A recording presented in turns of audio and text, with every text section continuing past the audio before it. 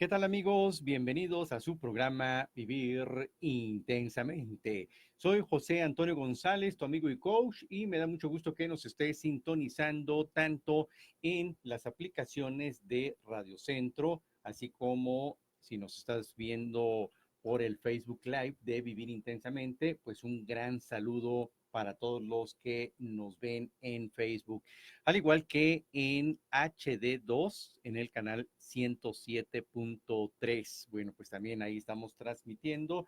Hoy vamos a abordar un tema, es interesante, es un tanto a veces doloroso, un tanto fuerte, porque tiene que ver con algunas situaciones que hemos conocido a veces de personas que son cercanas o incluso a veces en la televisión conocemos algunos personajes y que tiene que ver con el suicidio, la desesperanza y en muchas ocasiones hemos llegado a sentirnos en un momento dado con falta de esta esperanza.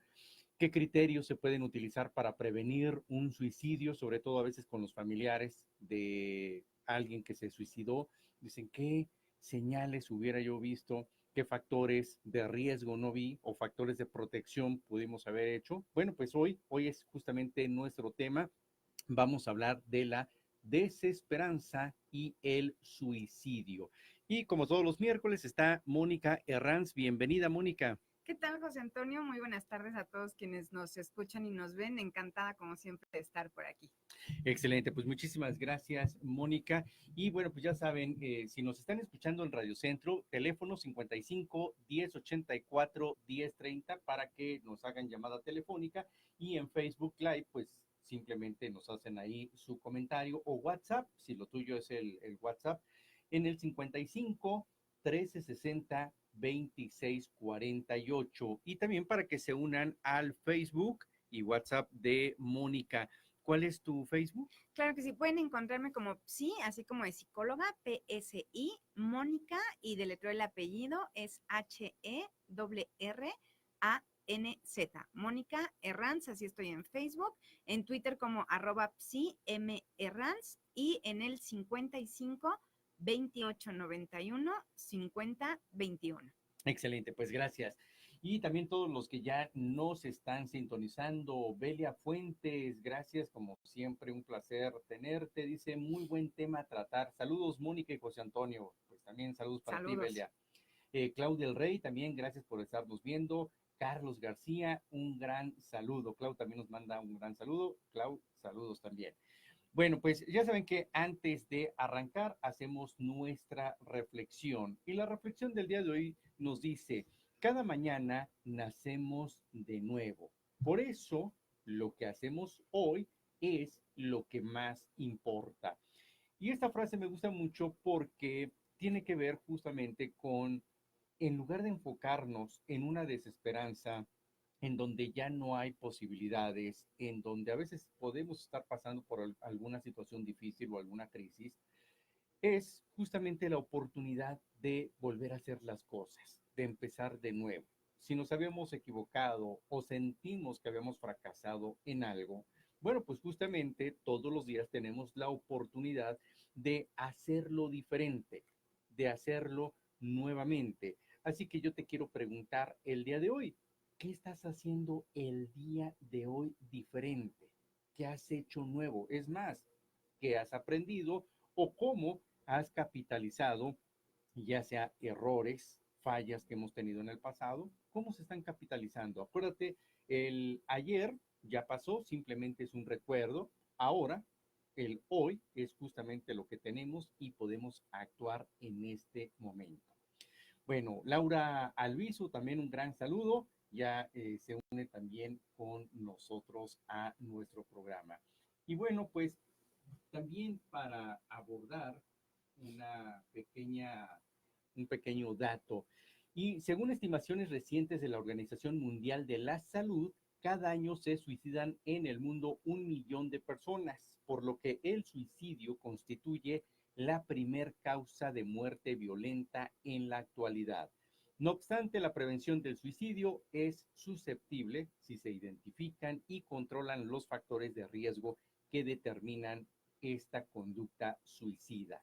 Así que si tú tienes el caso, conoces a alguien o en un momento dado quieres platicarnos, comentarnos, muchas personas incluso han llegado a tener experiencias o quieren compartir algo o en un momento dado, si han llegado a pensar en el suicidio, a lo mejor lo hemos pensado en alguna ocasión, pero ¿qué tanto lo creemos viable de que lo llevemos a cabo? Bueno, pues nos gustaría también que nos compartieras tus anécdotas, tus preguntas, para que esto sea muy interactivo. Acuérdate que Vivir Intensamente queremos que sea algo más que un solo programa de radio. Queremos que sea una comunidad en donde podamos participar, podamos aprender y podamos ayudarnos entre todos, tanto ustedes, los especialistas, los que estamos de este lado también del micrófono, y con ello aportar esperanza, como lo veíamos hace rato, de vivir todos los días mejor, mejor que el día de ayer. Bueno, pues Mónica, ¿qué podemos decir acerca del suicidio? ¿Consideras que en esta época, quizá por las características que vivimos, la misma filosofía de vida que se está adoptando, se ha incrementado las causas de suicidio? ¿Qué piensas tú del suicidio? Sí, particularmente en este momento de vida en el que estamos, esta etapa de vida que estamos viviendo ahora, en donde, por ejemplo, todo pareciera al alcance, ¿no? Todo es rápido, todo es inmediato. Pensamos o tenemos que sentir como de que todo se puede lograr, ¿no? No hay nada que no se pueda, porque la tecnología, digamos, particularmente Sí, contribuye mucho a esta ideología. Ha bajado también en ese sentido nuestra tolerancia a la frustración y eso nos hace más vulnerables, ¿no? A tener certeza o a tener un buen manejo de las emociones. Nos sentimos desbordados con mucha mayor facilidad. Hay un autor que a mí me gusta mucho retomar cuando se plantean estos temas, sí, que es Zygmunt Bauman. Él es un filósofo, ¿no? Que nos habla como sobre el amor líquido, es un libro que tiene, y sí, plantea como la liquidez en la que vivimos en este momento, ¿no? Así como yo doy un clic en una aplicación para conocer gente, casi, casi que así se me va, ¿no? Cuando pensamos, bueno, ¿por qué las relaciones de pareja duraban antes más y ahora menos? No digo que en su totalidad, en parte tiene que ver con estos aspectos, pero también sentimos que estos núcleos que nos sostenían anteriormente, ¿no? La familia, las relaciones en general, relaciones familiares, amorosas, de pareja, de amistad, las sentimos hoy en día tan líquidas que como que se nos van, se nos pueden ir entre las manos y ahí es cuando estamos más vulnerables y más en riesgo sumado, digamos, al sentimiento de desesperanza que pueden conducirnos a pensar en el suicidio, ¿no? Porque de pronto pensamos en esta desesperanza que no hay un núcleo que me sostenga, no hay un algo, ¿no? Que me sostenga. Puedo hacer muchas conexiones a través de la tecnología, pero de tener conexiones a tener relaciones, hay una distinción. sí, y fíjate, Mónica, que es interesante esto que mencionas, porque si nos vamos a esta parte del ser, hacer y tener, el enfoque está muy, ya completamente, si lo vemos con los niños, yo quiero estudiar algo que me lleve a tener lo que sea, ¿no? Quiero estudiar tal cosa o quiero dedicarme a tal cosa para tener. Incluso no solamente en cuestión de estudios, sino yo quiero tener este teléfono, quiero tener esto, quiero tener, por ejemplo, muchos youtubers, ¿no? Ah, yo quiero tener más seguidores, ¿no? Ser un influencer para que, o sea, todo está en el tener y el hacer tiene que, nos va direccionando a eso. Pero nos estamos olvidando del ser y en el ser se va generando un vacío cuando no trabajamos en ello y podemos tener mil cosas y lo vemos incluso con, pues, desde artistas, narcotraficantes, empresarios que pueden tener toda la fama del mundo, poder, dinero, pero están vacíos internamente. Y eso vemos como muchos van hacia el suicidio. Claro, Entonces, ¿consideras que esto, pues, nos está pegando completamente al alejarnos del ser? sí, sí, sí, porque no, digamos, puede estar la sensación de vacío, ¿no? No sabemos si una persona esté vacía o no, pero sí que está esa sensación intensa de vacío, ¿no? Y eso es uno de los signos de las alertas. primeras que vamos a mencionar el día de hoy, cómo esta sensación de vacío nos hace ir perdiendo la esperanza. Es como levantarse un día por la mañana y decir, ¿y para qué me levanto? ¿No? ¿Cuál es mi motivación? No me llama ni el trabajo, ni la familia, ni la pareja, ni al contrario, más bien se encuentran como muchos problemas en ello. Y así se va generando al menos esta sensación de vacío, ¿no? Claro.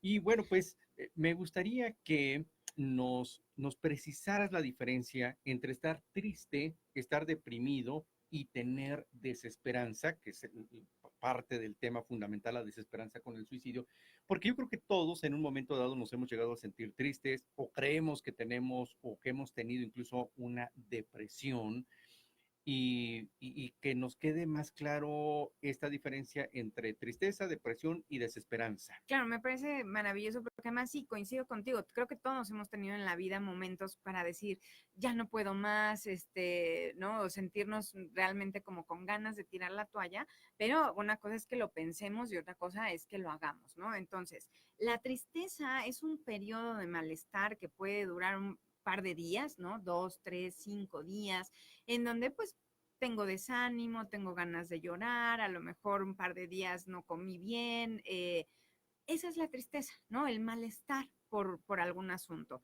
Sí, Por ejemplo, decir, bueno, es que yo iba a postular por una vacante de trabajo y pues resultó que no me la dieron y me sentí triste porque tenía como muchas expectativas depositadas en ello. Pues a lo mejor me apachurro unos días, puede ser que por ahí 1 o 2 días deje de mandar currículums porque me puse triste, pero no pasa de ahí, ¿no? Esa es la tristeza.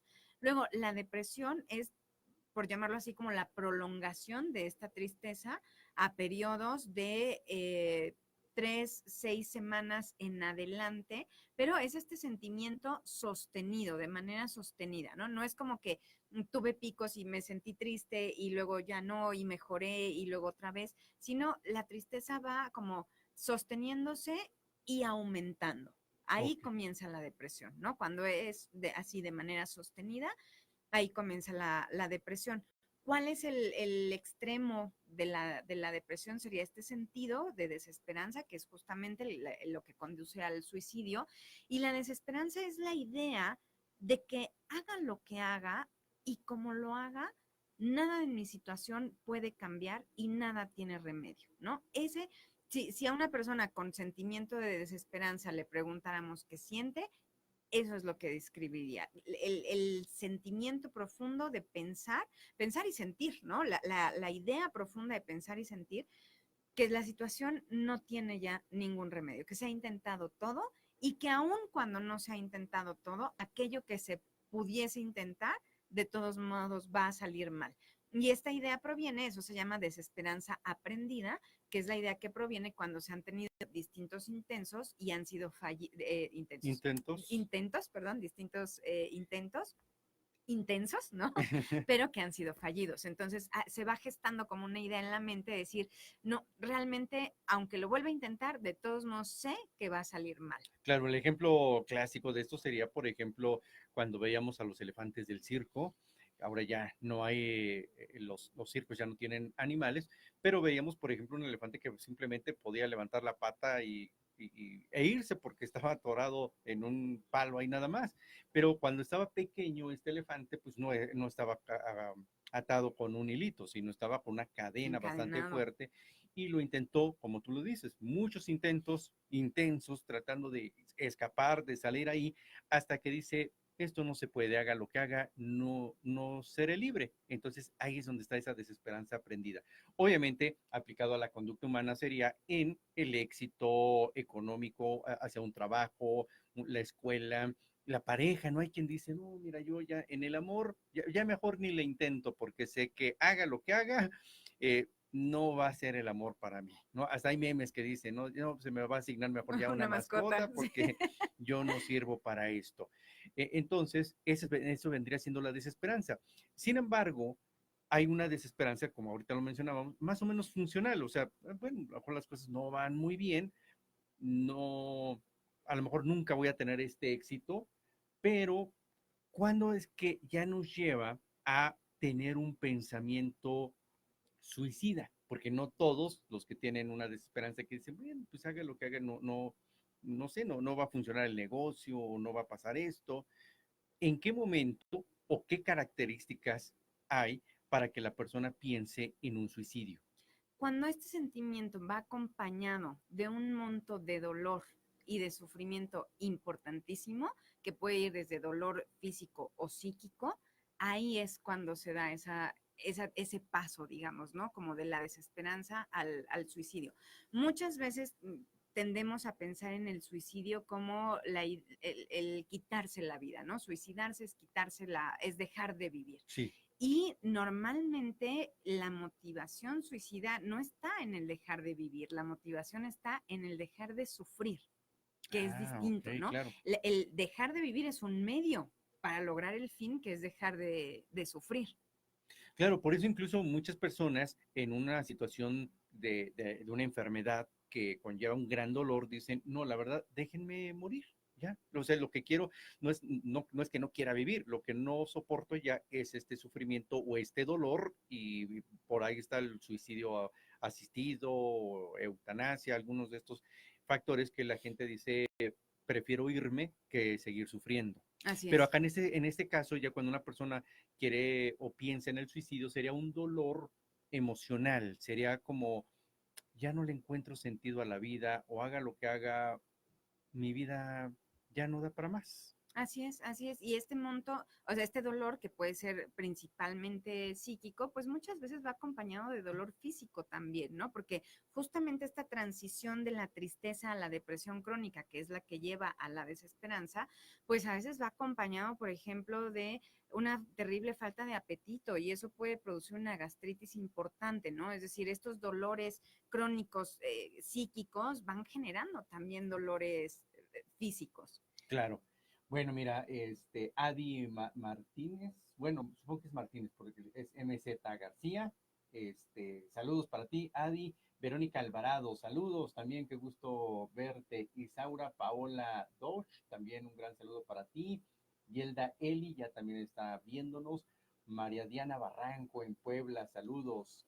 Claudia García Bastida, dice, ¿cómo identificar a Yelda? Dice, ¿cómo identificar que una depresión ya necesita ayuda psiquiátrica? Ah, mira, muy buena pregunta de Yelda, porque ahorita nos decías que en un momento dado, pues empieza con una tristeza, pero eso se prolonga, entramos en una depresión. Y entonces justamente la pregunta de Yelda, ¿cuándo saber que se requiere ya ayuda profesional, ya sea de psicólogo o de psiquiatra? Ok, habría que ver, digamos, es un poco complicado hacer generalidades en este sentido, ¿no? Sin embargo, cuando una persona está dejando ya de ser funcional dentro de esta depresión, ¿no? Que ha dejado el trabajo, que se ha peleado con gran parte de la familia, que tiene tendencia al aislamiento, ya no sale, por ejemplo, con amigos, ¿no? O con primos, cada vez se aísla más, pérdida significativa de peso son indicativos, ¿no? Para, sí, solicitar una consulta. Ahora, ¿cuál es el tema? Muchas veces nos esperamos a que sea a ir a solicitar la atención o el apoyo cuando ya estamos en depresión crónica. Lo óptimo sería más bien una cuestión preventiva, ¿no? Cuando noto que estoy empezando a transitar de la tristeza a la depresión, que ya mencionamos hace ratito que es lo que las distingue, ahí sería el momento más oportuno para solicitar la ayuda, ¿no? Ahora, ¿cuál es un tema muy importante en este sentido y que tiene que ver desde luego con el suicidio? Es que una persona profundamente deprimida difícilmente acude a terapia, ¿no? Porque tiene este sentimiento de desesperanza. Entonces, sí, puede haber pensamientos como de, ¿y en qué me va a ayudar un psiquiatra o en qué me puede ayudar un psicoanalista o un psicólogo, ¿no? Si yo no lo he logrado o si ya lo intenté, por ejemplo, entonces, en ese caso, cuando la depresión es ya muy aguda, es crónica, y la persona no quiere asistir con un terapeuta y las personas alrededor detectan que hay riesgo suicida, se puede solicitar consulta domiciliaria también, ¿no? Y entonces, bueno, un poco como ir orientando a la persona a que irá el psicólogo a casa para tratar de iniciar un tratamiento y ver si así hay la posibilidad de. Claro. Y bueno, pues también hay ciertos criterios, ¿no? Si ya lleva más de 2 años con estos síntomas de la depresión, ya es cuando el psiquiatra dice, bueno, eso ya requiere antidepresivos. Y hay dos tipos de depresión, lo que es la depresión exógena y la endógena. La exógena viene de algo externo, la pérdida de trabajo, la muerte de un ser querido, o todo junto, ¿no? Me quedé sin dinero, se murió un ser querido, me cortó la novia o el esposo. Entonces, hay factores externos que van contribuyendo a esto. Obviamente hay que trabajarlos. Si yo no estoy pudiendo, como bien lo decías, Mónica, pues la idea es acudir en una primera instancia a terapia. Pero cuando esto va acompañado ya de mucho tiempo, como 2 años, falta de apetito, la gente no duerme bien o duerme mucho, entonces ya nos habla ahí de que muy probablemente requiera antidepresivos que van a regular la neuroquímica cerebral. Ese es cuando es algo exógeno, pero está la depresión endógena, donde seguramente has escuchado esto, Mónica, que la gente luego dice, pero si tiene todo, mira, es de buena familia, tiene casa, tiene trabajo, tiene una familia, ¿de qué No se va a le deprimir? falta No le nada. falta nada, ¿de qué se va a deprimir? Pero esa es una depresión endógena, es decir, aparentemente no hay nada externo, no ha habido una pérdida significativa, sin embargo, la persona no siente este bienestar. Entonces también sería bueno de ahí una valoración, ya sea con un psiquiatra para la parte de los antidepresivos o los psicólogos que vemos como el software.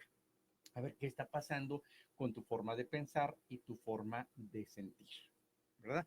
Muy bien, entonces luego hay varios factores de, bueno, aquí la idea es que podamos prevenirlos, ¿no? Claro. Y hay factores de riesgo que nosotros podemos ir detectando como focos rojos.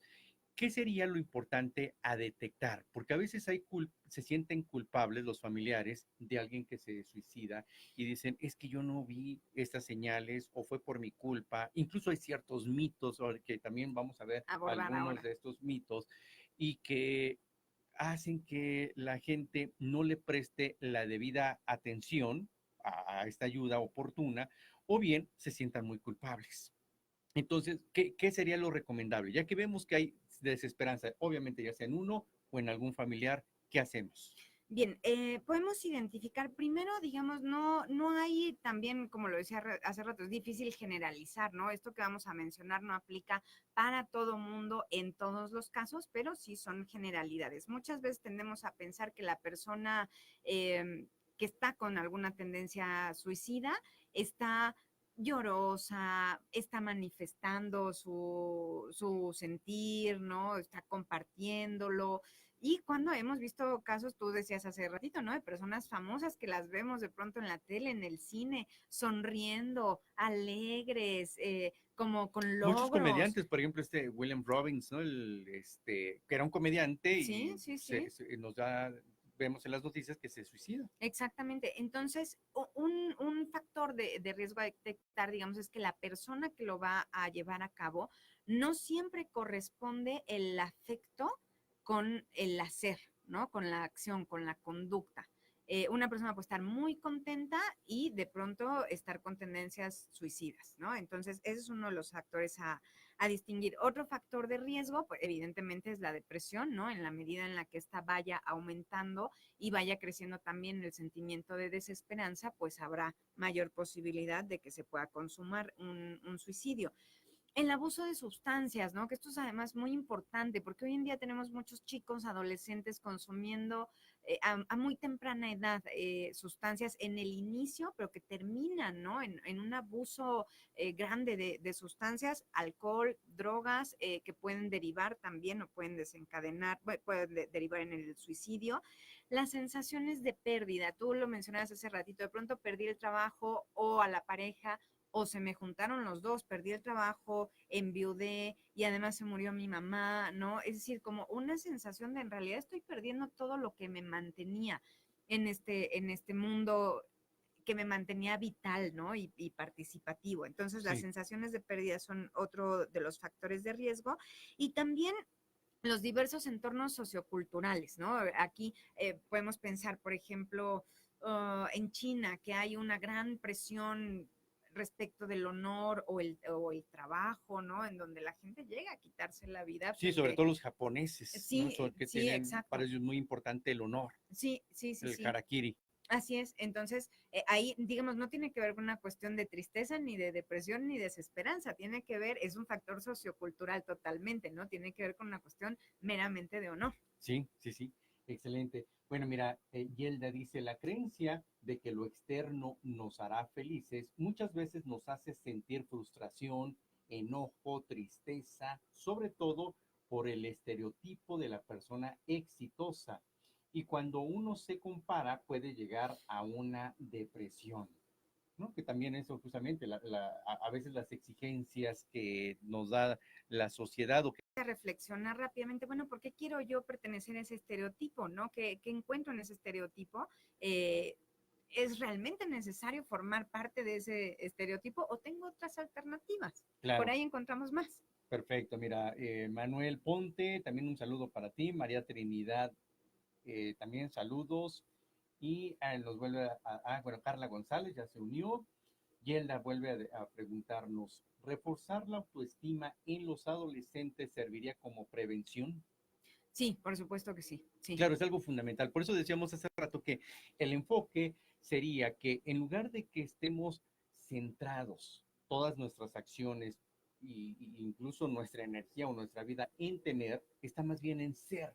¿Qué es lo que yo quiero ser? ¿Dónde está sacar mi talento, sacar mi potencial en lo que yo soy? Es decir, soy valioso no por lo que tengo, soy valioso por lo que soy. Y cuando esto lo incorporamos desde la adolescencia, es un gran factor de protección, porque no importa que digan los demás. Esto me recuerda, fíjate, hace poco salió en las noticias y todo, el famoso reto de la ballena azul, Ok, que sí, tiene que ver sí, mucho sí. justamente con Con eso, adolescentes, con sí. los adolescentes y la aceptación. Y entonces, no, pues para yo ser aceptado, le entro al reto de la ballena azul y podría desencadenar en el suicidio, que era uno de los retos finales. Así es, así es. Entonces, por eso va a ser muy, muy importante trabajar en estos factores de protección, pero también checar cuáles son estos factores de riesgo para evitarlos. Sobre todo cuando ya también hay una tendencia genética, ¿no? De que ya sea padres con depresión o algún familiar que se suicidó. Sí, y que pueden formar parte, digamos, un poco como de la novela familiar, ¿no? Todos tenemos una novela familiar y a veces las historias de suicidio pues forman parte de esa novela por generaciones Y a incluso, veces se ¿no? ocultan.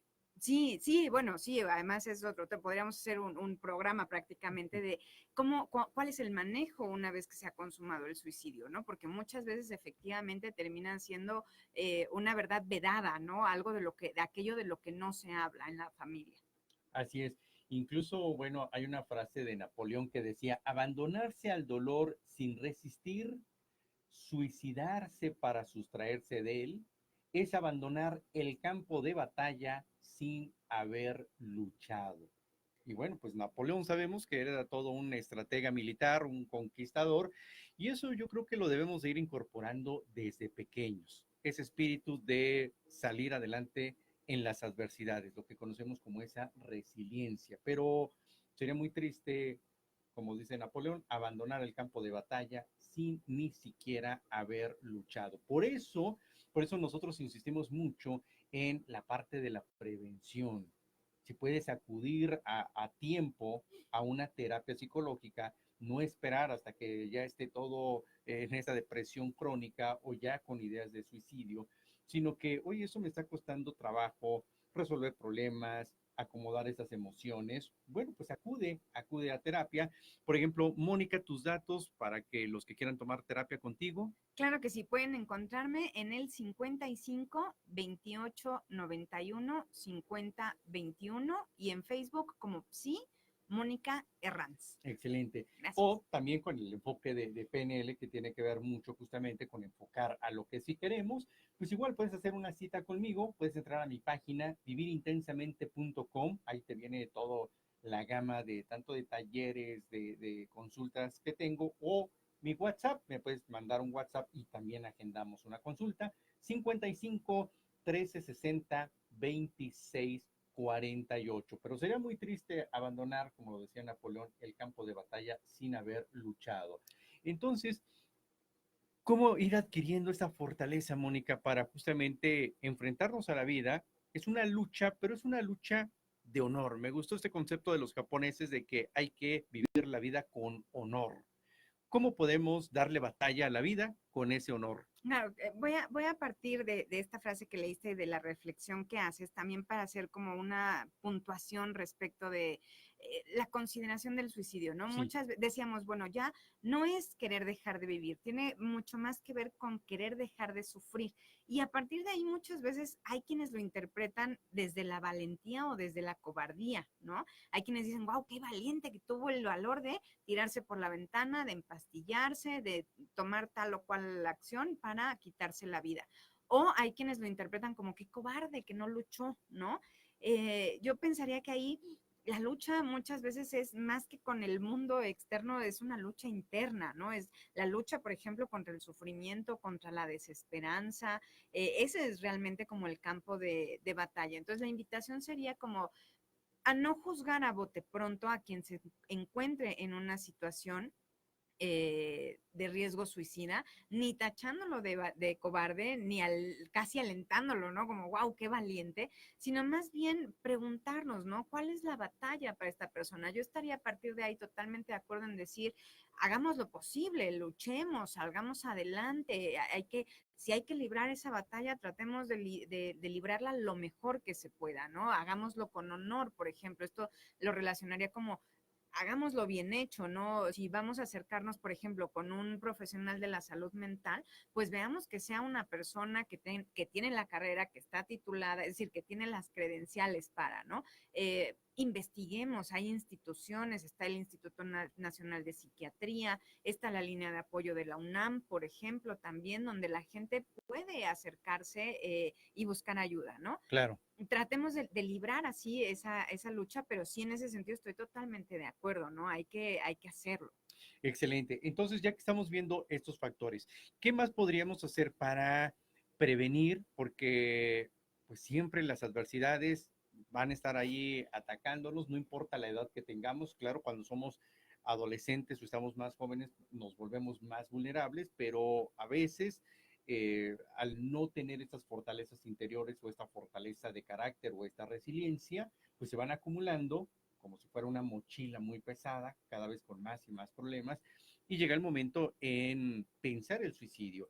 Fíjate que yo leí en un artículo que había tres condiciones, bueno, la causa número uno no es la única, hay muchos factores de suicidio, pero uno de ellos, de los que repuntaba, era que se juntaba la depresión con desesperanza, justamente lo que estamos diciendo, y le agregaron uno más, conductas compulsivas o impulsivas. Es decir, que de pronto, quiero hacer esto, así impulsivamente tomaba una acción. Porque a veces está la idea suicida, lo voy a hacer y podría hacer esto, tengo una depresión o la desesperanza, pero no se hace. Pero de pronto es el momento, no hay nadie. ¡Pum! Y lo hace. Llega el impulso, Llega el sí. impulso. Entonces, también ese es otro factor de riesgo en aquellas personas, si vemos que hay depresión o hay desesperanza, pero además hay conductas impulsivas, pues todavía es un foco rojo ahí donde sí hay que tomar medidas necesarias. Claro, vamos a ir viendo ahorita cómo vamos subiendo, ¿no? Los escalones que planteas desde la expresión suicida, ¿no? ¿Cómo vamos subiendo hasta llegar al suicidio? Que tiene que ver todo con el impulso que estás mencionando, ¿no? Exacto. ¿Cómo se va activando? ¿Qué va pasando con este impulso? ¿Qué es lo primero que pasa y qué nos lleva a consumarlo? ¿Cuándo llega la idea y cuándo la consumación, ¿no? Lo primero a lo que habría que estar atentos sería a la expresión suicida. Esto se refiere, por ejemplo, si tú y yo tenemos un diálogo, José Antonio, y por ejemplo que tú me escuches que yo te estoy diciendo, pues es que sabes qué, José Antonio, realmente creo que la única solución que habría a mi problema sería morirme, porque de verdad, genuinamente no encuentro una solución. Ojo, no estoy diciendo que lo voy a hacer, pero estoy dando señales de desesperanza, ¿no? Estoy diciendo, creo que lo único que me queda es morirme porque ya no veo nada más. Esa es la expresión suicida. Después Sí, tenemos, incluso muchos dicen, Valgo más muerto que Que vivo, vivo, sí, por por lo del supuesto. seguro de vida sobre todo, Sí, ¿no? sí, Cuando sí, sí, sí, sí. Entonces, esa es la expresión, ¿no? Ojo, esta que pusimos es un ejemplo de expresión. Puede haber otras expresiones, muchísimas, de acuerdo a cada situación, ¿no? Pero a lo que habría que estar atentos es como a la expresión suicida. Noto que esta persona que está en depresión crónica y que yo empiezo a sentir en riesgo tiene estas expresiones suicidas. La siguiente sería transitar de la expresión a la amenaza suicida. Ujú. Por ejemplo, si yo te dijera, si me vuelvo a quedar sin trabajo una vez más, esta vez sí, me empastillo, ¿no? Porque ya no puede ser, tengo la hipoteca de la casa encima, tengo que pagar la pensión de mis hijos, tengo una serie de obligaciones que no estoy pudiendo cumplir. Si esto me vuelve a pasar, yo no vuelvo a transitar por esa situación. Pensémoslo, por ejemplo, sucede mucho en casos de pérdidas gestacionales, ¿no? En donde una mamá que ha tenido pérdidas gestacionales o perinatales pueda decir, si esta vez me vuelve a pasar, yo ya no sigo adelante, ¿no? Claro. Bueno, incluso hasta muchos que dicen, mira, otro divorcio u otra ruptura, ya no la aguanto. Exactamente. Entonces ahí ya pasamos de la expresión suicida a la amenaza. El siguiente sería el plan suicida. Esto quiere decir, yo ya dejé nada más de pensar en que lo podría hacer. Ya empiezo a pensar en dónde, cuándo y cómo lo puedo hacer, ¿no? Ese ya es el plan. Entonces yo voy elaborando ya, ahí ya puede ser que la persona no lo plantee tan directamente. Podemos encontrar señales, modificaciones, por ejemplo, en la casa, en la habitación, en aspectos privados, ¿no? En la rutina también modificaciones, pero esto ya tiene que ver con dónde, cuándo y cómo lo voy a hacer. Bueno, lo malo es cuando lo planean en el metro, ¿no? Porque afectan a muchísima gente. Usuarios. Exactamente. Sí, sí, sí. Y eso tiene que ver, por ejemplo, este ejemplo que pones del metro, totalmente con el impulso que planteabas hace rato, ¿no? Muchas veces es como, ya estoy parado en el andén y en el momento en el que veo venir el convoy, viene este impulso fuerte y entonces viene la acción, ¿no? Ya no hay momento de pensar, no hay marcha atrás y entonces se lleva a cabo, ¿no? Ese sería justamente ya el suicidio consumado. El pasito que nos quedaría, los dos pasos, digamos, que nos quedarían en medio sería el gesto suicida, que ya es tener conductas autolesivas, que esto puede ¿Cómo presentarse o no, portarse? exactamente. No se presenta en todos los casos, sin embargo, sí es una señal de alerta, ¿no? Si yo veo a alguien que está teniendo este tipo de conductas, es momento de prevenir. Y también los intentos, ¿no? Los intentos fallidos. Ahorita vamos a pasar a los mitos, ¿no? Uno de los grandes mitos es quien lo intenta, no, o sea, quien lo consuma no lo intenta, Exacto. pero sí es un signo de alerta definitivamente. Claro, incluso aquí tiene que ver cuando se combina con otros factores, ya sea enfermedades, por ejemplo, ya diagnosticado depresión, trastorno bipolar, límite de la personalidad, trastorno límite o borderline, esquizofrenia, pues también la probabilidad ahí se va incrementando Por de supuesto. que se vaya a dar. Y bueno, mira, ya tenemos aquí también comentarios. Yelda dice, el que algunos padres actuales le den todo a sus hijos sin esfuerzo y que los niños no tengan tolerancia a la frustración puede ser un factor de riesgo. Si se sostiene por tiempo prolongado, sí, porque el mensaje es que esta persona puede tenerlo absolutamente todo sin que haya que movilizarse para ello, ¿no? Y eso en un niño pequeño podría pensarse como poco importante, pero a largo plazo sí podría convertirse en un factor de riesgo. Claro, Verónica Alvarado, el miedo es el principal enemigo a vencer. Es quien nos ciega a ver qué detrás, qué hay detrás de una adversidad. Siempre se encontrará también una bendición para nuestro crecimiento y evolución. Es genial escucharlos, nos retroalimentan diariamente y nos regalan herramientas muy poderosas. Gracias por compartir su experiencia. Gracias a ti, Verónica Alvarado, que nos ves y escuchas todos los días. Silvita, también gracias ya por unirnos. Rosa Elena Márquez ya también se unió con nosotros. Bueno, pues vámonos entonces con la parte de los mitos. Entonces, ¿cuál sería el primer mito? Ya decíamos ahora el primero, ¿no? Que es que los intentos son en realidad como una llamada de atención, que a veces siempre son manipulación, que tienen que ver con el chantaje y que quien lo intenta no lo va a concretar, ¿no? Ese es el mito. Tú cuéntanos, José Antonio, cuál es la realidad. Bueno, de cada 10 personas que se suicidan, 9 dijeron claramente sus propósitos y la otra dejó entrever sus intenciones. Es decir, que es un mito eso de que quien se va a suicidar no lo va a estar comentando, porque como bien lo dijiste, hubo pasos previos. Exactamente, y porque al final del día estos intentos se pueden considerar como una llamada de atención en el sentido de que alguien está expresando que está sufriendo, que el dolor es intenso y que ha emprendido una acción que podría, o que al menos se interpreta, que podría disminuir ese sufrimiento, ¿no?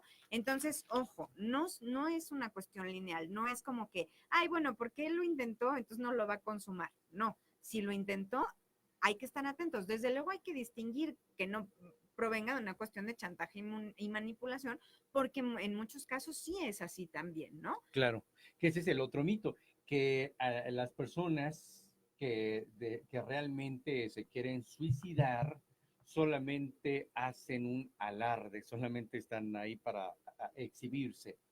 Sin embargo, la realidad es que aunque no todas las personas que intentan suicidarse desean morirse, también es un error tacharlas de alardosos o de que solamente estén fanfarroneando, pues son personas a las cuales les han tenido algunos fracasos en sus mecanismos útiles de adaptación y no han encontrado alternativas, excepto la de atentar contra su vida. De ahí la importancia, como este mecanismo de prevención, de que todo problema que llegamos a tener, hay que verle la solución, hay que verlo como un reto para buscar alternativas, soluciones.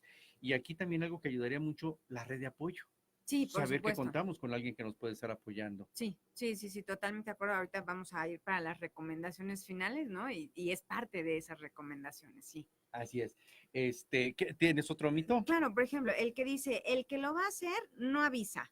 Em, Hay que ver qué sería avisar, ¿no? Muchas veces el que lo va a hacer no avisa, pero no avisa en el sentido de no va y te dice, oye, José Antonio, estoy pensando en atentar contra mi vida, ¿no? Avisan muchas veces de otra manera. Los mensajes no son así de directos. Una forma de avisar, por ejemplo, quizá yo fui esta mañana al banco y el dinerito que tenía ahorrado lo deposité en la cuenta de mi hermano, ¿no? O a lo mejor, por ejemplo, si yo soy un adolescente y entonces el iPad y yo somos uno mismo, Uh a -huh. lo mejor llegué ese día a la escuela y le dije a un compañerito, ¿sabes qué? Toma, oye, ¿cómo me vas a regalar tu iPad? Sí, toma, yo ya no la voy a necesitar, no la voy a usar, ¿no? Son ese tipo de señales que son mucho más sutiles. Entonces, cuando el mito es que el que lo va a hacer nunca avisa, en realidad más bien son señales sutiles, ¿no? De que un experto en salud mental puede detectar quizá con mayor claridad que una persona que no esté capacitada para ello. Así es. Otro de los mitos es que dicen, mira, si de verdad se hubiera querido matar, se hubiera tirado al metro, por ejemplo. Y bueno, la verdad es que toda persona con riesgo suicida se encuentra en una situación ambivalente, es decir, con deseos de morir, pero también de vivir. Y el método elegido para el suicidio no refleja los deseos de morir de quien lo utiliza o le proporciona otro de mayor eh, letalidad o de mayor mortalidad, ¿no? O sea, que dice, mira, en lugar de haber tomado las pastillas, se hubiera aventado, o en lugar de haberse colgado de una cuerda que a lo mejor al final se rompió y no lo pudo, sino ahí nos está justamente diciendo, está esta ambivalencia, o sea, sí vivir, pero ya no quiero sufrir. Sí, y además esto tiene que ver también muchas veces con las motivaciones, ¿no? ¿Cuál es la motivación? Porque vamos a recordar o a plantear que el suicidio en alguno de sus componentes tiene también una parte de agresión hacia aquel otro que se queda vivo y eso tiene que ver con el método que voy a utilizar, ¿no? No es lo mismo, por ejemplo, que yo me tire a las vías del metro, que es algo sangriento, con impacto a muchas de las personas que están por ahí, a que me ahorque un domingo en la tarde en mi casa, ¿no? A que me corte las venas. Es decir, yo recuerdo mucho cuando estaba estudiando aún la maestría, una maestra que justamente hablando de este tema decía que hablaba sobre la historia de una persona un chico adolescente que se suicidó, se ahorcó en la recámara de los padres, ¿no? Entonces, ese chico en particular tenía un mensaje hacia los padres y es un mensaje muy agresivo, es decir, me estoy colgando en este espacio íntimo que es de ustedes también, Ujú, ¿no? claro. Entonces, sí, el método va a ir ligado también al monto de enojo y a lo que le estoy dejando al otro, ¿no? Sé que ese es tema como de otro costal, pero respecto a los métodos creo que era importante o vale la pena mencionarlo también. Exacto. Entonces, para irlo aterrizando en factores ya tanto de protección o qué hacer en esta ya última parte del programa, ¿qué hacemos? Bien, en las recomendaciones, estar atentos, ¿no? Escuchar, desde luego, escuchar a la persona que está deprimida, no esperar a escucharlo hasta que ya está en riesgo de suicidio, ¿no? Tratar de tener hacia la persona que se encuentra en una situación de depresión o de desesperanza, tratar de escuchar, entender, respetar y apoyar todo esto con una perspectiva de calidez, ¿no? Como decía hace rato, tratemos de evitar juicios, tratemos de evitar estas frases como no pasa nada, tú puedes, vas a salir Échale adelante, ganas. échale ganas, porque de pronto esto es muy fácil decirlo, ¿no? Decirle a un otro, tú tranquilo, que no pasa nada. La persona siente que se está ahogando en sufrimiento, entonces no podemos decirle que no pasa nada. Es mejor validar ese dolor Claro, y decirle, ok, ¿qué sientes que está pasando contigo? Háblame de tu dolor, claro. ¿no? O lo contrario, ridiculizarlo. Ay, ya vas a empezar con esto. Ay, ya, mira, si Otra vez. quisieras, mira, es más, toma, por eso hay las tijeras o las Sí, pastillas. No, o sea, realmente interesarnos genuinamente por la persona y aquí la clave es escucharlo, pero escucharlos desde el amor, desde la empatía. ¿Qué necesitas? exactamente. ¿Cómo te puedo ayudar? Recuerda que no estás solo, aquí estoy contigo. Sí, por supuesto, ¿no? Esta compañía puede resultar fundamental. Algo muy importante es capacitar al entorno, ¿no? Esto a veces nos toca como a todos y es una parte que olvidamos, es una parte social, ya no tanto individual, sino capacitar a los profesores, a los padres de familia, a quienes están viviendo con una persona en riesgo suicida. Ojo, muchas veces queremos enviar a terapia a quien está en riesgo suicida, pero igual es tan conveniente que una persona que está cerca de la persona que se quiere quitar la vida acuda a terapia porque es una carga muy grande. Tú arrancaste por ahí el programa, José Antonio, también diciendo, híjole, qué nivel de responsabilidad, ¿no? Decir, mi hermano, mi primo, mi tía, mi mamá, mi papá se quiere Sí, suicidar y yo soy la persona que vive con él y siento que si me descuido, lo va a hacer, ¿no? Como si fuera mi responsabilidad salvarlo. Entonces, si eres una persona que acompaña a alguien que está en una depresión crónica o que tiene o ha tenido intentos suicidas, también la terapia es para ti, ¿no? No solamente para quien está en en riesgo. riesgo. Ujú. Y de ahí viene esta parte de capacitar al entorno, profesores, maestros, que los profesores en las escuelas, por ejemplo, puedan detectar qué chicos pueden estar en riesgo, ¿no? Darles las herramientas para, desde luego lo decíamos, acudir a psicoterapia. El internamiento es una En recomendación un también momento en dado, caso claro, necesario. exacto. Se puede llevar a una persona a tener un internamiento. Esto es con el propósito de, muchas veces lo relacionamos con la locura. No, ojo, el propósito del internamiento es que la persona en riesgo no esté cerca de armas o herramientas que puedan ayudarle a quitar la vida. Exacto, que esté en riesgo su integridad física y emocional y sobre todo en ese momento la vida. Así es. Así es, pues estamos llegando casi ya al final de nuestro programa. Conclusiones y tus datos, Mónica. Claro que sí, muchas gracias. Pueden encontrarme en Facebook como Psi Mónica Herranz, en Twitter como @PsiMHerranz, en el 55 28 91 50 21. Los invito a leer cada viernes mi columna de encantos y desencantos en almomento.mx, ahí la pueden encontrar. Y bueno, el suicidio es un tema delicado, es un tema para no tomar a juego ni a broma y como decíamos ahorita, no demeritar a quien está mostrando depresión, desesperanza o conductas suicidas, sino estar ahí, escuchar atentos, apoyar y mostrarle las vías de solución que nosotros podemos ver, pero que él en esta desesperanza ya no tiene la posibilidad. Excelente, pues muchísimas gracias, Mónica. A ti, José Antonio. Interesante siempre el enfoque que le das a estos temas tan delicados. Gracias. Gracias. Gracias también a todos los que nos escucharon. Jessica Ortegón, gracias. Jessica García, Esperanza Salazar, Rosalena Márquez. Jessica también nos manda saludos y excelente tema, gracias. Gracias. Y bueno, pues también los quiero invitar, voy a tener un taller, este taller es justamente de sanar heridas de la infancia, esto nos va a ayudar también herramientas de protección, para que no andemos cargando ahí con resentimientos, cosas del pasado. Esto va a ser el domingo 22 de septiembre de 10 de la mañana a 2 de la tarde, precio especial, ya saben, para los que ven el programa de Vivir Intensamente. Mándame un WhatsApp para que te mande toda la información, 55 1360 26 48. Y al igual, pues síguenos en Facebook, Vivir Intensamente, YouTube, Vivir Intensamente TV, ahí está nuestro canal. Alejandro Ambrosio en los controles, Pedro Manzano en la producción. Se despide tu amigo y coach, José Antonio González. Recuerda, la vida es hoy, a vivir intensamente.